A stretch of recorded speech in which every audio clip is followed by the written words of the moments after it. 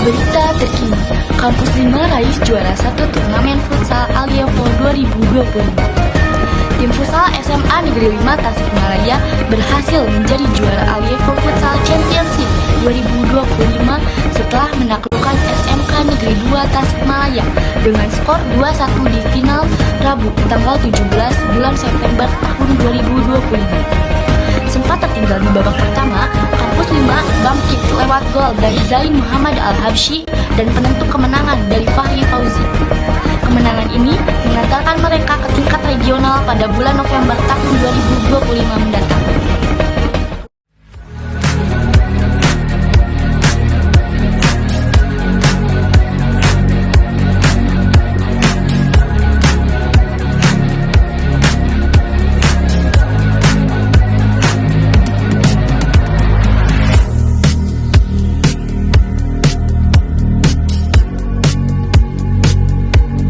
Saya Zahra Putri Ramadhani sebagai reporter akan mewawancarai atlet futsal dan pembina futsal. Langsung saja kita ke wawancara. Di sini saya Zahra Putri ingin mewawancarai anak futsal yang bernama Seki.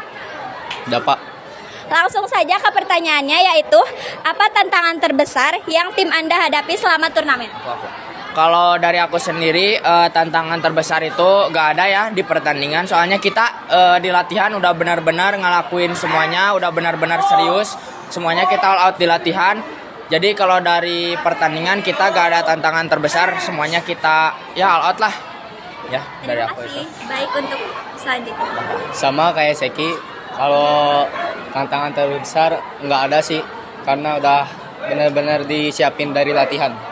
Terima kasih. Lanjut ke pertanyaan kedua, yaitu di mana biasanya tim melakukan latihan dan persiapan sebelum bertanding? Kalau latihan biasanya kita di Dadaha di sini. Di GOR SAG. Langsung ke pertanyaan ketiga, yaitu bagaimana perasaan kamu setelah berhasil membawa tim menjadi juara 1 di turnamen futsal Alievo? Kalau dari aku cukup bangga ya, soalnya aku juga kan baru-baru nih masuk di SMA 5, jadi ya cukup bangga juga langsung bisa masuk tim SMA 5, terus bisa meraih prestasi juga. Dari aku bangga. Kalau dari aku bangga banget bisa juara, alhamdulillah, sama bisa bawa nama sekolah ke jenjang berikutnya. Terima kasih atas wawancaranya. Assalamualaikum warahmatullahi wabarakatuh. Saya Zahra Putri akan mewawancarai pembina futsal dengan Bapak Pak Ilham. Di sini langsung saja ke pertanyaannya, yaitu apa tantangan terbesar yang dihadapi selama proses latihan dan pertandingan? Apa tadi? Proses latihan dan pertandingan. Ya, Tantangannya ya. Tantangan yang terbesarnya itu bukan di pertandingan tapi di latihan. Karena buat konsistensinya latihan pemain itu kadang-kadang tidak sesuai dengan apa yang diharapkan dengan pelatih. Contoh aja, ini pemain futsal sama Zahra gitu kan ya. Kalau misalkan dalam dirinya ada niat untuk berlatih konsisten gitu kan ya, itu akan gampang sekali untuk dibina oleh pelatih atau dibikin strategi nanti di pertandingan. Tapi kadang-kadang itu menjadi kesulitan kita terbesar. Kenapa? Skema pelatih sudah disiapkan tapi latihan jarang ada ya itu. Kalau tantangan terbesar di pertandingan itu salah satunya atau yang paling terbesar adalah mentalitas pemain. Mentalitas pemain kadang-kadang tidak konsisten setiap pertandingannya. Apa yang menjadi faktor itu? Kadang-kadang bisa jadi faktor dari luar, yaitu dari pendukung keluarga, teman-teman, sekolah dan juga lainnya. Itu menjadi tantangan terbesar gitu kan ya, untuk mencari solusi agar di setiap latihan dan juga pertandingan mereka bisa konsisten secara fisik maupun mental. Gitu ya.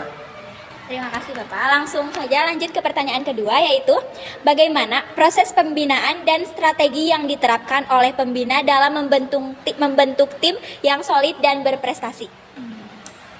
Untuk pembinaan di Ekskul Futsal tersendiri sebetulnya kalau saat sampai hari ini kita hanya menjalankan dan mengevaluasi sedikit demi sedikit.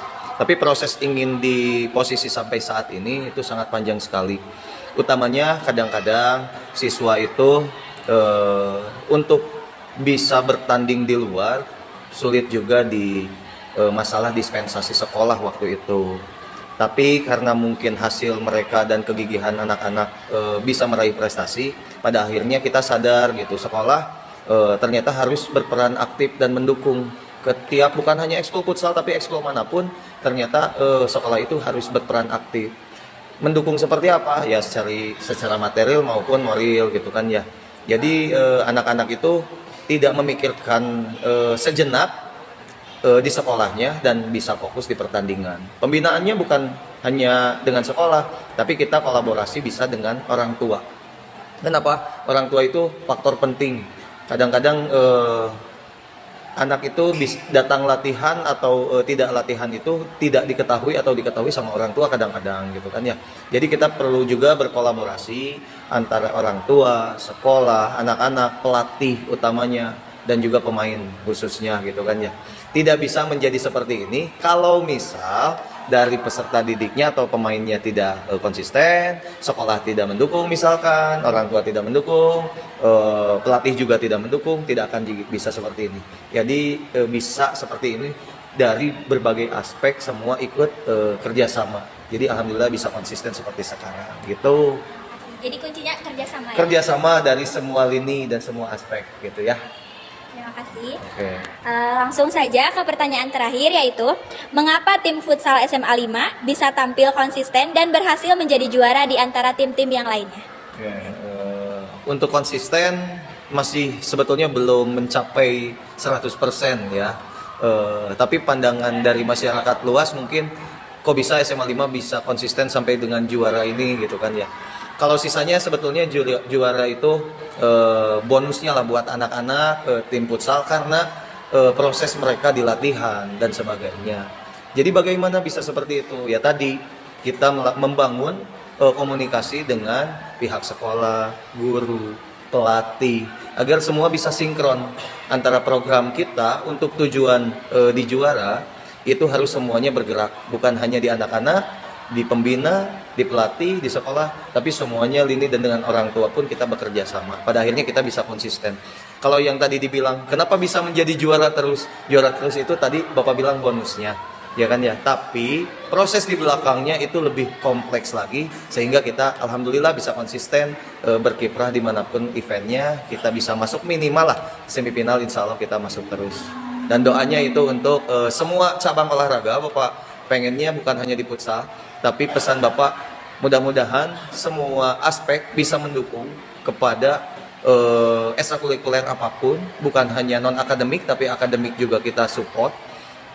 Jangan sampai hanya tim futsal besar kita hanya memperhatikan satu cabang olahraga aja, tapi Bapak pengen justru yuk semuanya cabang olahraga apapun kita support untuk SMA 5 tercinta gitu ya. Terima kasih Bapak atas jawabannya. Dengan kemenangan gemilang ini, Kampus 5 membuktikan diri sebagai tim futsal yang tangguh dan berdedikasi. Semoga keberhasilan ini menjadikan inspirasi bagi tim lain dan meningkatkan semangat kompetisi yang sehat di kalangan mahasiswa. Selamat kepada Kampus 5 atas prestasinya yang membanggakan.